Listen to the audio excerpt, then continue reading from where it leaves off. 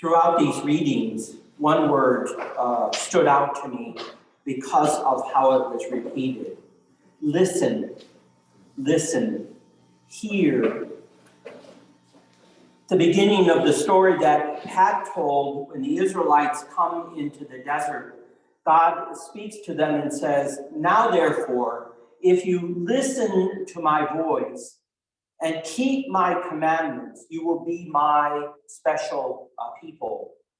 Unfortunately, the way that English translates Hebrew, we get the idea that one involves listening and the other obeying commandments. In Hebrew, the word is exactly the same, repeated twice. And the idea is that it's emphasized to remind us of how serious this engagement with God is really about. So the translation would be like this. If you listen to me, now really, really listen to me, then this will happen. Oftentimes, and I think I've said this one time before, that oftentimes in our conversations with one another, we think we're listening, but because of our body posture or because of the noise of the TV or wherever it is, that we are not really listening. I know that as I've gotten older, I've lost some of my hearing, and so now I've taken to muting the TV when Steve's trying to talk to me because I can't hear anything that he's saying. And he often asks me, did you hear what I said? And of course I go, oh, sure. No, did you hear what I said? And of course I didn't.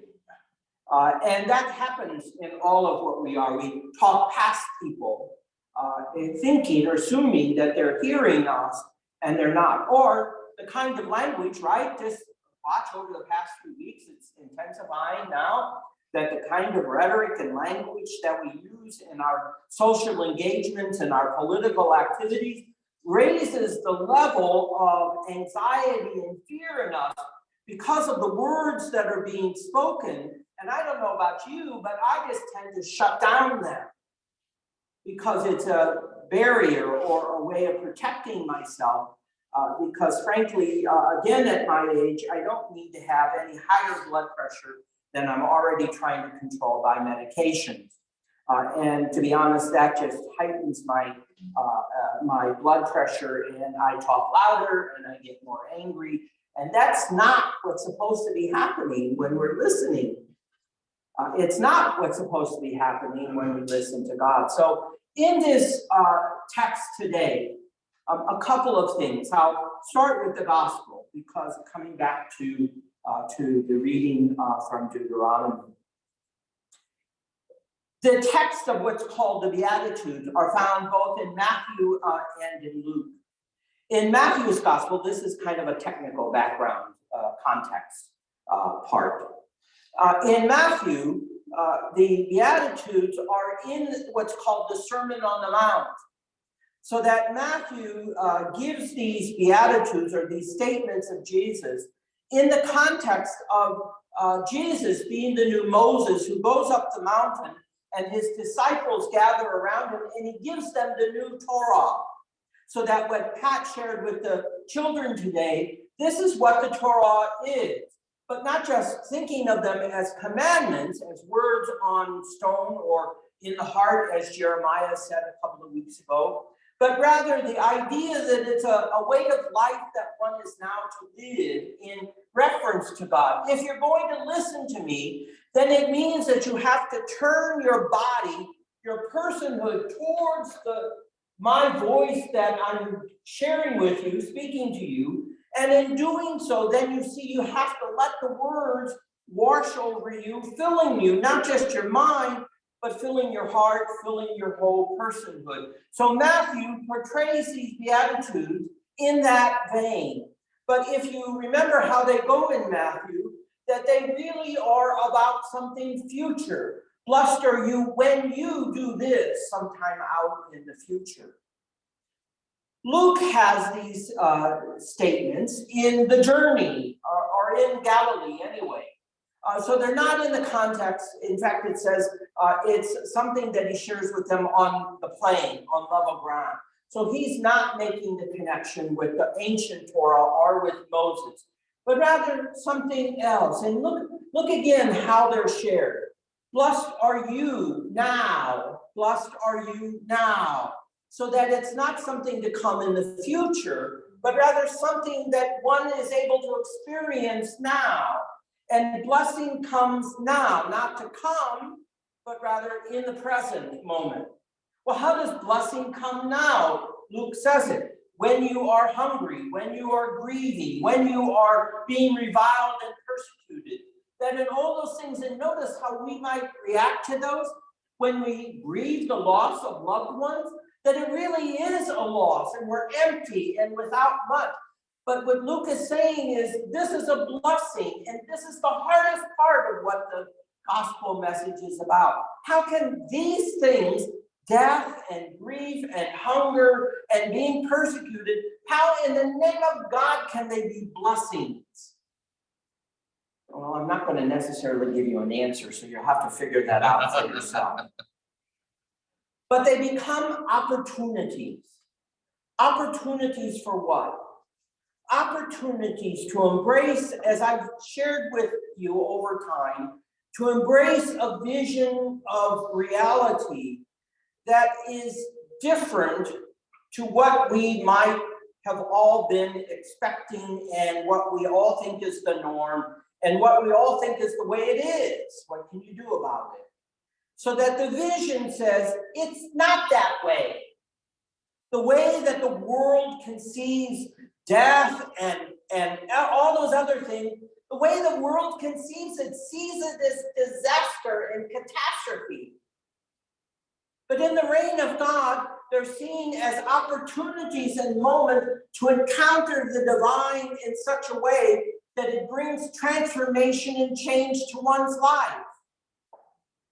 That's what metanoia is about, that at the beginning of Jesus' ministry, he says, change your hearts, repent, change the way that you think, the way you perceive reality, change the direction of your life so that where you're going down the path of life, that if it's filled with despair and hopelessness and anger and hate and all those other things, change that direction and change towards the reign of God, where there is healing and lifting up and being set free and sight and wholeness of life, where there is compassion and understanding and most of all healing and forgiveness. That's what the reign of God is about. You may not find that in the world out there, but you're going to find it in the reign of God. So what you have to do is take that step towards it. But not just take one step. You have to spend the rest of your life doing this. That's what makes it hard, right? The rest of one's life. It's easy one day. You mean I'm going to have to do this another day? Yes. You mean I'm going to have to do this when I'm 99 years old? Yes. It means every single day of your life after you have turned your life towards the reign of God. It means every single moment of your life. That's what makes the last part of this text that Matthew also has, but in a different place, that's always familiar, right? It's like, why in the world would I ever let somebody smack me in the face without feeling the need to smack them back in the face? That was always my trouble growing up, that my grandmother of dear memory taught me to stand up for myself, and I thought that meant beating the crap out of the other person who beat the crap out of me. And so they were all afraid of me in the schoolyard because they knew if they ticked me off that I was going to beat the heck out of them. Well, not that I've learned not to do that these days, but I realized that what does that accomplish? Right? I think it's Gandhi's statement, pluck out the eye. If your eye gives you a problem, pluck it out. Well, if everybody did that, we'd all be blind. How is that helpful? But this text suggests another way of doing things, meaning that when you turn your cheek from the violent, it doesn't mean to let somebody abuse you and violate you. It doesn't mean that at all.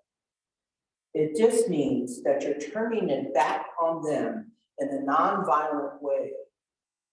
So that, right, you know this, that in the ancient world, that the left hand was not the clean hand. So that if somebody smacked you on the cheek with their right hand and you turned the cheek the other way, you forced the person who just slapped you to use their left hand.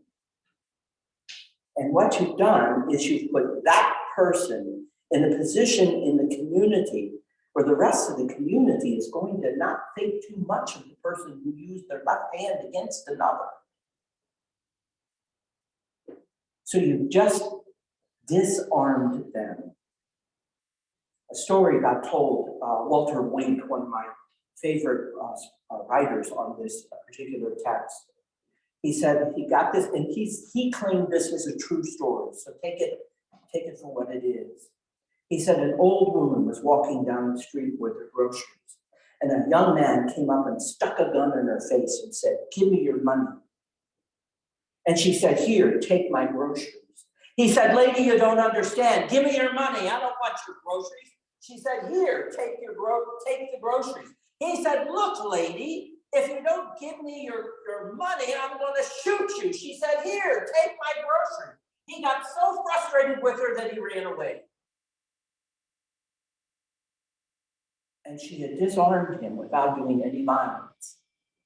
She gave him something that she was her whole life, probably her whole month allowance had been in those groceries. That was more valuable than whatever money she might have had in her purse. He was going to try to take something from her, and she was trying to give him something more. That's the point. That's what it is in the reign of God.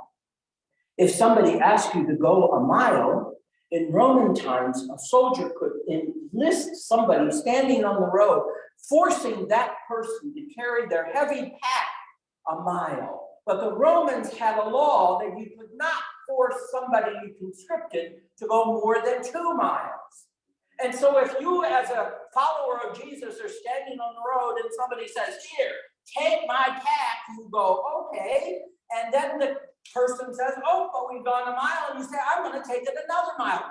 No, you don't understand. Only a mile. I don't care. My way of doing things is to see that out of the generosity of my heart, I'm going to go as far as you need me to go.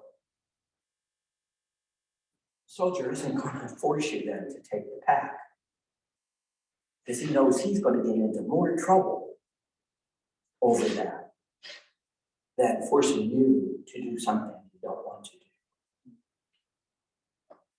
And at the end is the golden rule, isn't it? Do to others as you would want them to do to you. In other words, it really goes the other way. Do to others what you want done to yourself. Meaning, at some point, we have to start giving love, forgiveness, compassion. We have to start doing these things if we want other people to start doing them. So here's the reading from Deuteronomy. Notice again how much the word listen. In fact, it starts off that way, doesn't it? This is the great Jewish prayer. This is in a sense, one of the most, if not the most important prayer in Judaism. If you've ever been to a Sabbath service in a synagogue, that at the moment that the congregation, I remember the feeling the first time it happened, that the congregation, hardly without being instructed to do so, rose as a body and stood for a moment in quiet, breathing, and then Shema, O Israel. Hear, O Israel. See, like we do at the interlude at the beginning, that we have to be open, first of all, our ears, our minds, our hearts, Our whole personhood has to be open to hearing what God has to say to us. Maybe that's our problem. We're not open. We're deaf, we're blind, not literally, but we're hard-hearted, we're stubborn. You see, we can't listen if that's what shapes our life, because what we're going to hear is what is supposed to be shaping our life. But shaping our life not because we fear punishment, hellfire, and damnation and need to get to heaven. Rather, that we come to the point of realizing that the alternative that God offers is a heck of a lot better than the choices that we currently make.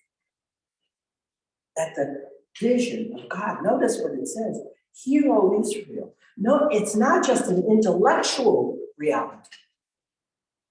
Mind, heart, guts, if you will.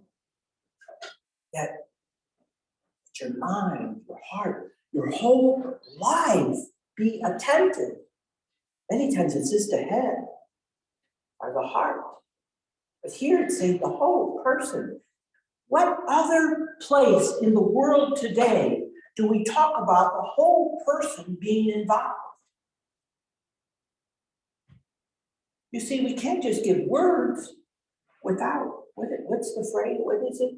You know, how do you, somebody says they're hungry, so do you give them food, or do you help them realize what they need to be as a person, or how they are to be as a person? And anyway, the point is that our whole person becomes engaged with this vision of God's reality, God's reign. But notice what it says. That, and this is the legacy that we hope we get. And I worry about this, to be honest with you.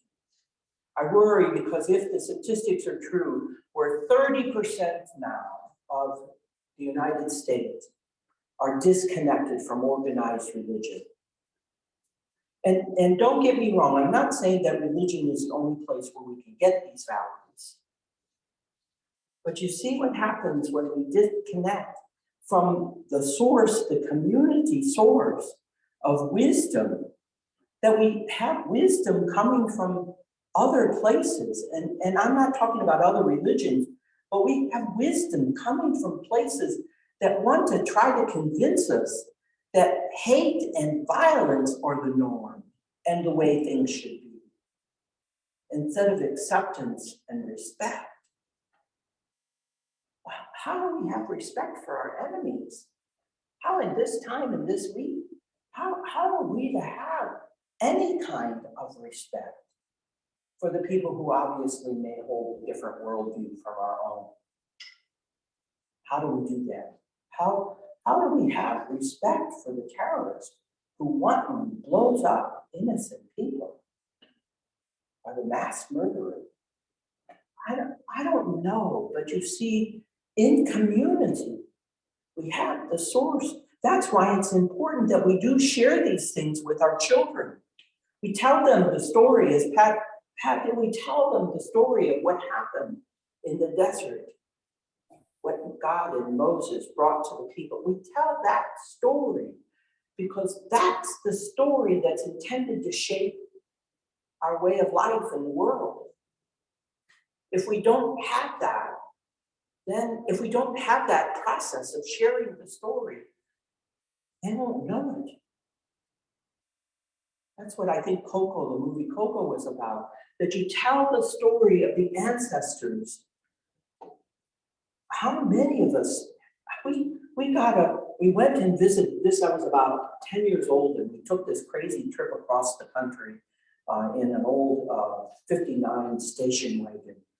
And somehow or another, my grandmother, who was going to go with us, realized she had a great aunt living in Oklahoma City. And so we stopped. What did that mean to a 10-year-old? We stopped, and I don't remember what they even talked about. About 3 weeks later, a box came in the mail, and in the box was a picture, almost crumbling, that I found out were my great-great-grandparents. I took it to, I dug it out many, many years later, took it to a restorer who restored the picture and actually made copies of it so I could disperse them around. I never once asked my grandmother to tell me who the people were in the picture. I didn't know. I had the picture. Their story, until I came across Ancestry.com and rediscovered who they were and attached pictures to names, that becomes part of my story now. You see all these stories of Moses and Miriam and all the women and men. These are important stories to tell. That's why in the text it says, in your coming, in your rising, and in your laying down. That this is why Jews, the mezuzah that the Jews use, the Jewish families use, they have a mezuzah on their door, so that when they walk in the house, they touch the mezuzah that contains the Shema. So that in their going in, you see when you do that, when you touch the source of strength and faith and life that the divine has for you, and you enter into the house, it means that when you come in, then everything that you do in that house is shaped by that reality. And when you go out into the wild and crazy and chaotic world, you touch it when you go out, so that you carry out, so that the whole reality of the divine is what you take into the world with you. Wow, you know they even make magnetic ones for cars. Isn't that's fun. You have a little mezuzah that stick on the door of your car so that wow, more of us need to do that on the roads, right? Teach them to your children. Share them as a community. And you know what? I wasn't going to say this today, but I spoke too long, I realized. Steve always reminds me that he checks out about 25 minutes. You know, we're telling a story here at Chalice now that maybe we need to change.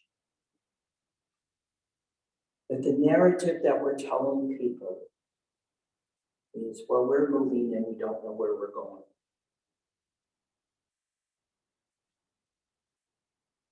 And how would we expect anybody to find us if that's our narrative? If the narrative was, no, we're like Moses in the desert. And sometimes we need directions. And Miriam keeps telling us, if you just stop the next direction, or if you let me, a woman, lead you, we get there quicker. If the narrative was, come and join us on this journey, we don't know the destination yet, and that's okay, but we know who we are now, and we know what we're about now, and we want you to join us now in sharing this vision of the reign of God, if that's our narrative. What a difference it can make for us. That's the gift that we have in the legacy. All these people gave us a gift that becomes a part of us, that becomes a part of your children and your grandchildren, and on to the next generation.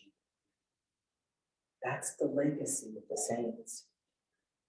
To tell their story, to invite us into a journey, to change our lives so that the world becomes shaped by God's love and compassion and hunger and thirst for justice. That's the story that we need to be telling one another.